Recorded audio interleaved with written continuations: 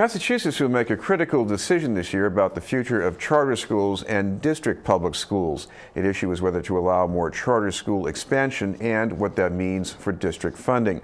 Also yet to be determined is whether the issue will be settled at the State House or directly by voters. Our guest is from an organization that opposes lifting the cap on charter expansion, Citizens for Public Schools. We'd like to welcome the Executive Director, Lisa Guisbond. Thank you very much for being with us, Lisa. Thanks for having me, Chris. The news lately has been about the compromise legislation coming out of the Senate. It makes changes in public schools. Some say it makes the charters more like public schools and public schools more like charter schools. So how good a deal is this?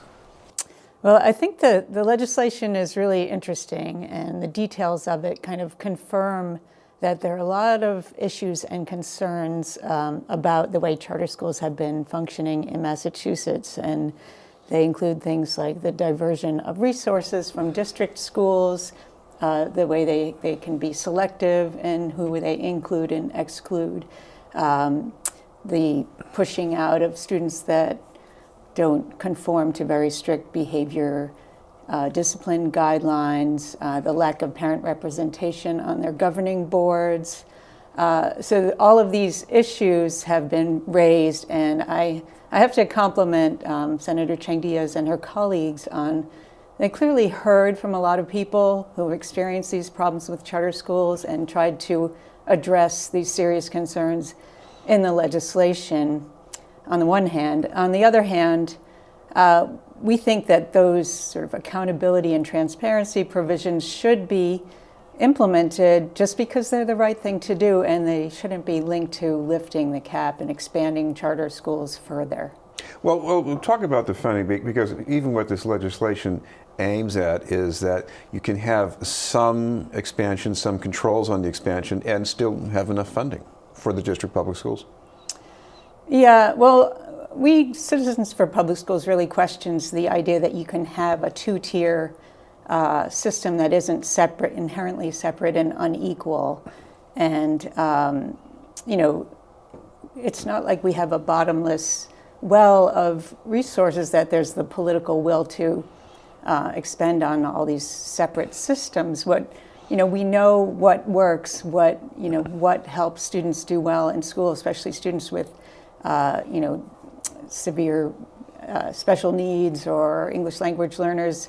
It requires resources. It requires limiting class sizes, especially in the early years. It requires, quality early childhood education. These require resources, and what we've seen happening is diversion of resources away from the schools that still tend to serve the children with the greatest needs.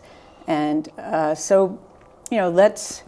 we're not saying eliminate the charter schools that we have, but if we see that we need these transparency and accountability provisions, let's implement them. It's the right thing to do. Let's see if we can hold charter schools accountable for not suspending, overusing harsh discipline and suspension before we say we're going to lift the cap. What about changing that through legislation? Because is there a way that you could provide the incentives without actually meddling in the day-to-day management of those schools?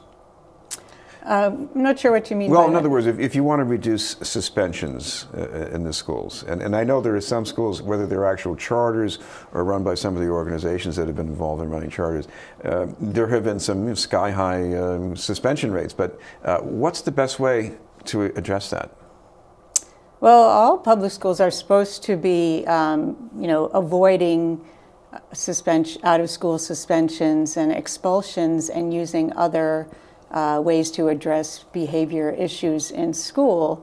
But we have seen there's data to support that charter schools have been among the worst offenders when it comes to overusing harsh suspension policies and just harsh discipline in general. So, I think they should be held to the same standards as all public schools. And if it takes, apparently it's felt that it takes another piece of legislation to do that. And if it does, then we should do that. But not lift the cap while we're doing it. I've heard some pretty negative accounts from parents about experience with charter schools, and on the other side of the ledger, we have all these children on waiting lists to get into charter schools. Yeah. I mean, doesn't that say something? Yeah, it's not clear what it says. There's been a credibility problem with the keeping track of the numbers of students on waiting lists, and Citizens for Public Schools has on our website an analysis of the numbers. We looked at the data at the State Department of Education website, and well, even if the numbers from the charters are overstated, I'm sure you still have a lot of parents who want to send their kids to these schools. Yeah, I think if we really invested in all of our schools and really provided for the needs of students, I don't think there would be a lot of parents looking for a certain, different type of school. I think what parents want are well-resourced, supportive schools that have good teachers and good policies, and I think that's where we should be focusing our attention. I think part of the problem is just sort of this narrative that has been put out about so-called failing public schools. And I've heard parents, I've been at State Board of Education meetings, for example, where they're proposing a new charter, and I've heard parents who don't actually have any students in the public schools now, but they've sort of heard that public schools are failing. And part of it has to do with the way we measure schools by test scores, where we put so much emphasis on test scores, and that tends to be connected to the poverty of a community, not necessarily the quality of the school. There are lots of parents in schools that have not the greatest test scores, but they think they're really good schools, and they are really good schools. So there's sort of this story out there that is repeated in the media often that we have failing public schools, and then actually Margaret McKenna from the State Board of Education mentioned this at recent board meeting. She said, well, you have to distinguish between need and desire. I think that's how she put it. So if you sort of tell people that public schools aren't doing so well, and then you hold out this, she called it a shiny new thing, that's going to sound appealing. Oh, that's like a new thing, a shiny thing. It's going to be invested in and supported, versus people see that we've been sort of disinvesting in our traditional public schools, not because they're failing. There are tremendously good programs. You may be familiar with the Diploma Plus program at Charlestown High School, exactly, right. Was on the chopping block, moving testimony from students saying, that it's literally saved their lives. And this one student said, statistically, as a 22-year-old young man of color, he should be either dead or in prison. But Diploma Plus saved his life. And I understand the only reason that it hasn't been eliminated is charity from Liberty Mutual. I want to ask you what else could be down the pike here, because Governor Baker does not seem very happy with the bill coming out of the Senate. So it looks all the more likely that this is going to be settled in a referendum in November on the cap. So would you prefer to see things settled that way? Well, as you said, Governor Baker and other charter school proponents have reacted very vehemently against these sort of accountability provisions in this piece of legislation that's being considered in the legislature right now, which,